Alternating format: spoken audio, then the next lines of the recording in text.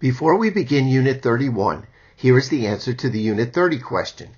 The best answer is choice B. A major flaw in our legal system when it comes to the environment is that it's set up to defend people, not the environment. For this reason, many grassroots environmental organizations are attempting to bring about positive environmental change by advocating for the rights of our environmental assets and resources. Politicians and public leaders often spread propaganda to intentionally mislead their supporters when it comes to environmental issues. Fortunately, our country's finest colleges and universities are currently transitioning to curricula that emphasize environmental awareness in order to combat this war on factual information. Unit 31. We're not alone. When I first decided to form Sustainable Education Associates in 2015, I thought I was alone in the effort to infuse environmental education into America's schools. With the exception of several nonprofit organizations designed to encourage sustainable practices, environmental science was simply not an integral part of the K-12 curriculum. The fact is that education for sustainability is not state mandated, and for this reason alone, school leaders do not consider it to be a priority. In addition, I found it surprising that my sustainability colleagues were not concentrating their efforts on educating the decision makers of tomorrow, but rather focusing on changing the mindsets of our current societal leaders. So, armed with a doctoral degree in environmental science, a good deal of experience in the field, and about 20 years of service in public education, I set out to change the world on my own. Little did I know that entire nations, or perhaps I should say, the United Nations, was coming to the rescue. After the first edition of Sustainable Education was published, I learned of an incredible program being implemented by the United Nations. The UN had recently outlined what is termed their 17 Sustainable Development Goals, or SDGs, that serve as a roadmap for achieving a sustainable future for our species and planet. These SDGs aim to combat areas of concern, including but not limited to good health and well-being, clean water and sanitation, clean energy, economic growth, innovation in infrastructure, reduced inequalities, sustainable cities and communities, recycling, climate change, clean oceans and water, soil conservation, and political justice. If this all sounds familiar, it should. You've just learned about all of these topics. After reading more about the SDG program, I revisited my presentations, workshops, and seminars, and I reread my primer, Sustainable Education, looking for similarities between my work and that of the United Nations in this area. I may not have used the same exact terminology, nor placed the same emphasis on the importance of the individual goals, but I was thrilled to find that I was no longer alone. It was not just one person, or a group of individuals that shared my vision. I had the United Nations on my side. What exactly do the United Nations TeachSDG and Sustainable Education programs have in common? The concept that makes the Sustainable Education program unique is that we've always maintained that global problems will only be solved if individuals take personal responsibility for their actions. This goes for states and countries as well. Unlike other education for sustainability professionals, we never believed in selling curricula to schools, but rather educating the educator. We, like the United Nations, have always placed the responsibility of changing the world on each and every individual. As destiny would have it, Judy and I now serve as TeachSDG ambassadors with the United Nations TeachSDG program and continue to do our part in achieving SDG number 4, quality education. This unit is dedicated to identifying and describing the United Nations Sustainable Development Goals, many of which have already been discussed in this program. In SDG number 1, No Poverty, the UN recognizes that economic growth must go hand in hand with sustainable jobs and promote equality. SDG number 2, Zero Hunger, focuses in on food and agriculture. For our society to become sustainable, we must find ways to eliminate food insecurity. SDG number 3, Good Health and Well-Being, identifies the importance of maintaining physical and mental fitness, as well as creating a working and living environment appropriate for one's lifestyle. SDG number 4, Quality Education, has a special meaning for us at SEA. This is where we fit into the solution.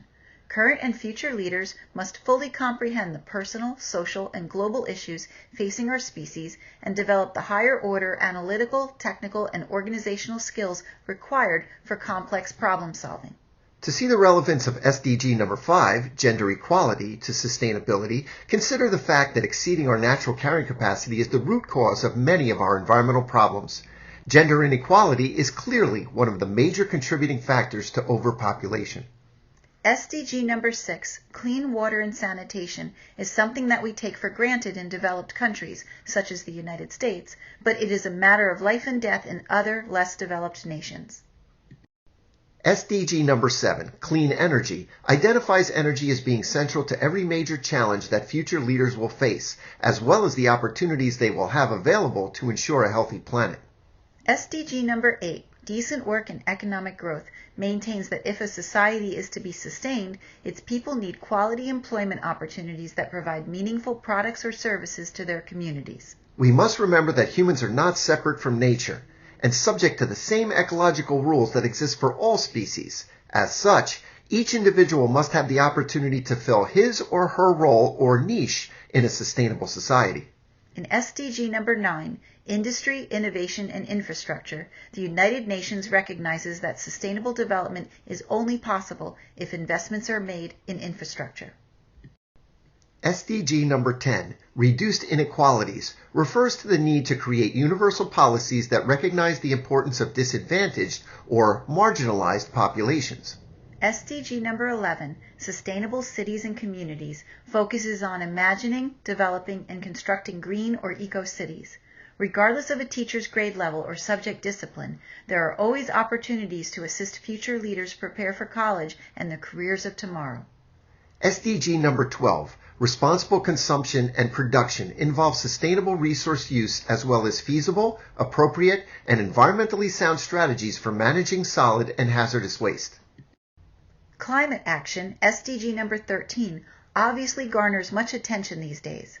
Climate change is real and must be addressed at the global, national, and local levels. Life cannot exist without water. SDG number 14, Life Below Water, emphasizes the necessity for careful management of water resources. SDG number 15, Life on Land, concentrates on proper land management and the ability of the earth to support biodiversity. SDG number 16, Peace, Justice, and Strong Institutions, is the one goal that we have complete control over and the one that will determine our ability or failure to sustain our way of life. The question is, will we elect for a sustainable future? SDG number 17, Partnerships, introduces us to the necessity to form and maintain viable working relationships with global partners. As ambassadors of the TeachSDG program, we invite you to partner with us, the United Nations, and all of the outstanding educators dedicated to developing a generation of eco-literate citizens. With the advent of social media, the ability to act as a global society is not only a possibility, but perhaps the only path that will lead us to a sustainable future. A few short years ago, I felt as if my dream of witnessing environmental education being infused into America's schools was just that, a dream. Now, because of the friendships I've made and the working relationships that have been formed, that dream has become a reality. As a result of the incredible work being done by the United Nations, its efforts to address global issues, and its commitments to the 17 Sustainable Development Goals, I'm confident that we're headed in the right direction.